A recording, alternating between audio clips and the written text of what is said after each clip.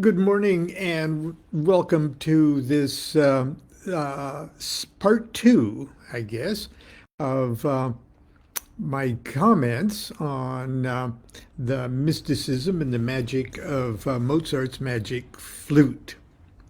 And it was taken from an address that I delivered before the opening night at the Los Angeles Opera of Mozart's Magic Flute by the then new director of the opera, Placido Domingo. It was quite a festive night, and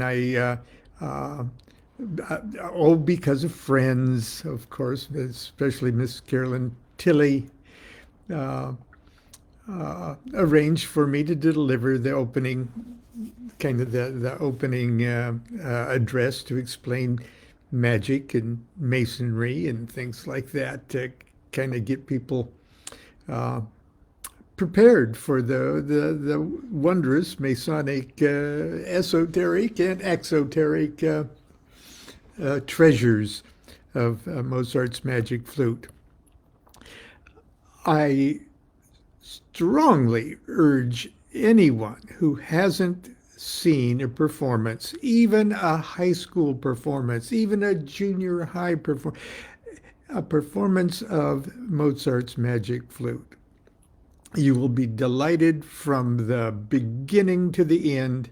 Some of his best music, uh, and it's colorful, it's light. Okay, it's light, but it gets scary in places and everything else. But it is a great work of Western civilization. Let's just say that. And if you haven't seen it, uh, and you have access to the internet, just Google around and just pick one and watch it. Okay. Uh, It was originally done in German, but you can get them in German with English subtitles. You can get them with it translated into English. Uh, but please do yourself a favor, especially what the world needs at the moment is just an hour or so of diversion of something as delightful as Mozart's Magic Flute. Yesterday, I read part one of my address, where I mentioned a bit about what Freemasonry was, what Mozart's involvement in Masonry there in Austria was, the politics of the day, and the fact that certain characters in the Magic Flute were at least uh, hinting at being as representing the political and royal characters of the day. Okay, and I talked about that yesterday. And let me see. And I explained about in the history of Freemasonry the fact that they're called Freemasons is because they were a different class of European citizen. They were free to travel where their job made them a special class of citizen. They weren't serfs. Okay, they weren't common workers. They weren't. These were skilled, educated, enlightened. They knew great magic secrets like geometry and things like that. But anyway, so I talked about it on that level uh, in part one. But in part two, where I'm going to pick up today, so the next level is more esoteric and Masonic. And here we ask, does the magic flute actually reveal Masonic secrets? This is where we left off yesterday. Technically, no. Masonic secrets concern themselves primarily with the claptrap of the fraternity, the signs of recognition, the handshakes, passwords, and of course the details of the dramatic ceremonies of initiation. You wouldn't want to. Big deal. Okay, it's the signs of recognition. Not only that, it's one of the big, I'm digressing here, is one of the big characteristics that we know of the famous rites of Aloysius. Okay, the Greek rites of Aloysius that lasted over 1,000 years. And we don't know what went on because it was so cool. And the initiates were so impressed by the experience that nobody revealed what went on. It was so freaking cool. The Masons are the same way. You wouldn't want to, okay? Obviously, you lived through it, relatively intact. So why would you, anyway? No, the magic flute doesn't give away those secrets, okay? There are very few aspects of the magic flute that would worry any Mason who actually knows what is and what is not secret in the craft. Johann Wolfgang von Goethe, also a Freemason, said of the magic flute, he dug it, okay? He took his main squeeze to see the magic flute. Afterwards, they danced till dawn to Papageno. Okay. Here's what Goethe said. It is enough that the crowd would find pleasure in seeing the spectacle. At the same time, its high significance will not escape the initiates. In the time we have left before we enjoy tonight's performance, I'd like to highlight just a few of those elements of high significance that do not escape initiates. Let's begin by observing Mozart's use of the number 3. The number 3 is, for a number of reasons, a highly significant number to Masons. The overture of the magic flute exploits quite dramatically 3 chords sounded in batteries of 3. So in other words, just before the curtain goes up, the orchestra goes dee dee dee dee dee dee dee dee dee. And every snoozing Mason in the audience went, and then the overture begins. It's so cool. Okay. These same 3 chords are sounded in the temple scenes in the opera itself. We will soon see there are 3 temples, 3 doors, 3 attendants to the Queen of the Night, 3 guiding angels, and 3 rounds of voting. Brother Mozart even wrote Magic Flute in E flat, the key that contains 3 flats in the key signature. While these are interesting tidbits, they're hardly veil-rending expositions of Masonic secrets. In the temple scenes, however, we see the suggestion of many elements of secret Masonic procedure. From the way the Brotherhood admits the candidate and votes upon his admission, to the various tests of fidelity, silence, and secrecy, most especially the ordeal of initiation itself. Peeling back another layer of esoteric secrets, we discover that brothers Mozart and Schikaneder, that's the librettist, incorporated key elements of the Hebrew Kabbalah within the characters and plot of their opera. We must remember that mystical sciences such as Kabbalah, alchemy, ceremonial magic were subjects of intense fascination to many Masons of the 18th century. And it's not at all surprising that these two Masons with a mission, because Masonry was about ready to go be outlawed in Austria, so they had to quickly release this blockbuster of a popular opera while they could, okay? And it's not at all surprising that these two Masons with a mission would want to load their masterpiece with the biggest mystical punch they could. The fundamental concept of the Kabbalah divides creation in the human soul into 4 levels.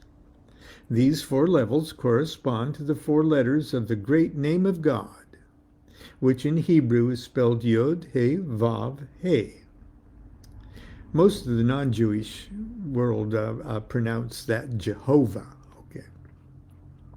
The dynamics that exist between and among all things represented by these 4 sacred letters is the focus of Cabalistic study and meditation. But if we were to simply personify Yod He Vav He as a family, they would have the characteristics of a father, mother, son, and daughter. If we thought of them as royalty, they would be a king, a queen, a prince, and a princess. The Cabalistic scenario goes something like this. If each of us really knew our true spiritual identity, let's see here.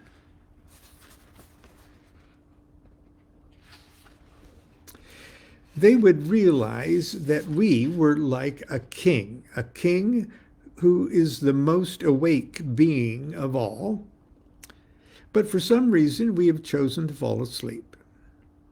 The king has fallen asleep and dreaming he is the queen of the universe, who has fallen asleep and dreaming she is the prince of the universe, who has fallen asleep and dreaming he is the sleeping princess.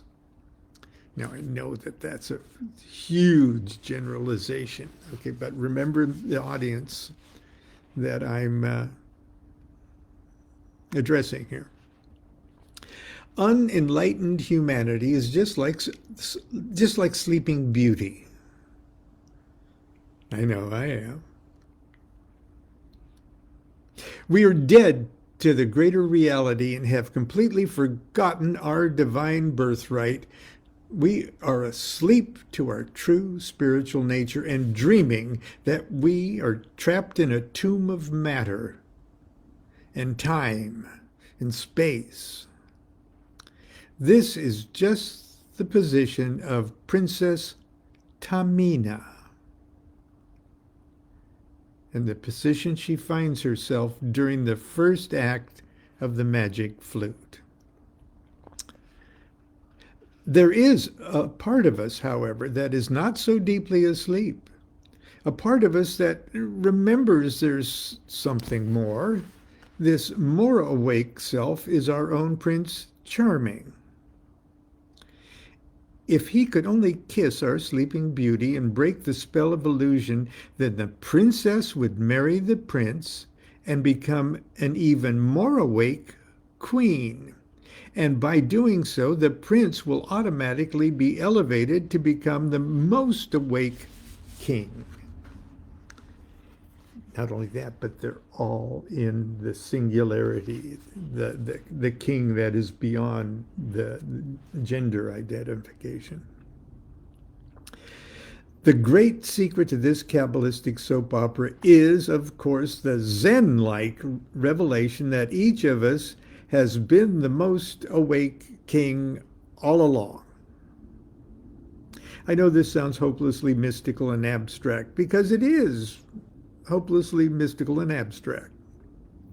It's also the hidden scaffolding that supports and sustains the Western spiritual tradition, and as such is naturally the plot and the subplot of Mozart's Magic Flute. We have King Sarastro, the Queen of the Night, Prince Tamino, Princess Pamina. And on a lower level, we have the supporting actors, like in old movies of the 1930s. What we have, like Fred Astaire and Ginger Rogers. Okay, they have what they call second man and second woman. Second man in Fred Astaire movies was usually Edward Everett Horton, and different sort of matronly comedians to play the lower level of Ginger Rogers' best friend kind of thing. Okay, well, the Mozart's Magic Flute has that too. It's got those four characters, but the prince and the princess also have their second players, okay? And that is Papageno and Papagena, who in their own mundane universe play prince and princess to Tamino and Pamina. And like great Shakespeare plays, they're also kind of the clowns. Okay. In Shakespeare, you need the clowns to keep most of the audience awake and paying attention with fart jokes and puns and things. In the Magic Flute, nobody's falling asleep anyway. They're just there like icing on the cake. Okay. The most esoteric statement made by the Magic Flute, however, is one that shocked even the free-thinking Masons of Vienna, and proves Mozart to be a revolutionary even within a revolutionary society, and a visionary mystic among mystics. Despite several charming and, by modern standards, incredibly incorrect ditties about the nature of woman in earlier scenes, the opera climaxes with the dual initiation of Tamino and Pamina. The woman gets initiated side by side. The princess equally an initiate with the prince.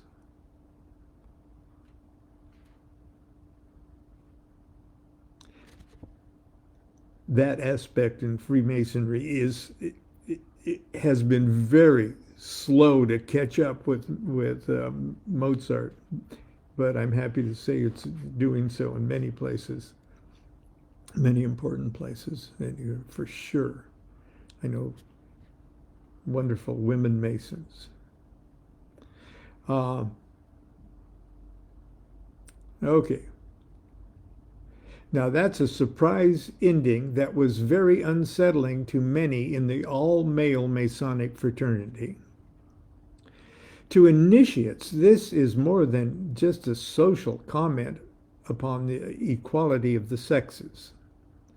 It's a bold and visionary statement that touches upon the very dynamics of humanity's evolving consciousness. At the beginning of the opera, we meet the awesome and beautiful Queen of the Night, enthroned upon the moon. She represents a time in human history when woman was the supreme mystery. An innocent but primitive age when life appeared to spring directly from woman and was linked to the cycles of the moon. This was the time of the great goddess and the matriarchal social and religious institutions. As human consciousness evolved, we began to recognize how important the sun was to life on Earth, and the importance of man's contribution to the procreative process. I mean, for a long time there, we didn't really have a 9-month attention span, okay? The pendulum swung violently in the opposite direction. Patriarchies supplanted matriarchies, and the great goddess was overthrown and ruthlessly subjugated by male gods. This is the source of the vengeful hatred that the lunar queen of the night feels for Sarastro and his sun-worshipping order. Mozart envisioned the next step in human consciousness, when equality and balance between the sexes is achieved, when the moon and the sun are no longer at war but united to bring a new light to the world. And let's not forget it. I'm going to digress, that Crowley's so-called mark of the beast is the sun and moon conjoined.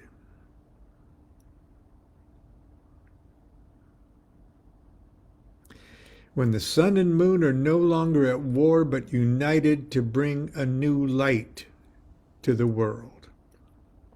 Initiation means a beginning. Pamina and Tamino's initiation at the end of the magic flute represent Mozart's sweetest hope that a new and wonderful age was at hand. An age in which the Masonic ideals of brotherly love, relief, and truth would manifest in the hearts of all humanity. An age when, as the three guiding angels sing, all doubts will disappear, when only the wise will rule. O heavenly peace, return to us, and fill the hearts of all. Then the earth will a heaven seem, and all mortals will have godly esteem. Well, it's almost time for the opera to begin. We're very lucky people. A wonderful, delightful, and magical initiation awaits us just inside the great doors of the Temple of Music. An initiation we can experience simply by seeing, hearing, and enjoying. The ritual team is almost ready. The Grand Master Placido Domingo has consecrated the temple. Maestro Foster and Sir Peter Hall will serve tonight as junior and senior wardens, and our worshipful master in the East will be none other than the immortal spirit of Wolfgang Amadeus Mozart. Thank you very much, and enjoy your evening. Okay, and I'm going to remind you, because this is left over from yesterday, this is how my whole talk began, because this was in Hollywood, okay, this at the Dorothy Chandler Pavilion in, Los Angeles. And so it was opening night, so it was a very theatrical group, okay? And I started out by holding the microphone really close. And I said, in a world where your mother is a homicidal moon goddess and your father is a sun-worshipping cult leader, your only protection may very well be a confused prince with a flute, and a guy dressed up like a bird with a glockenspiel. Anyway, that's my revisit to the magic of Mozart. I think the world needs a little I don't want to say comic relief, but just a little relief. But most of all, we need the other two great duties of Masonry: brotherly love, relief, and truth. Do what thou wilt shall be the whole of the law. Love is the law, love under will.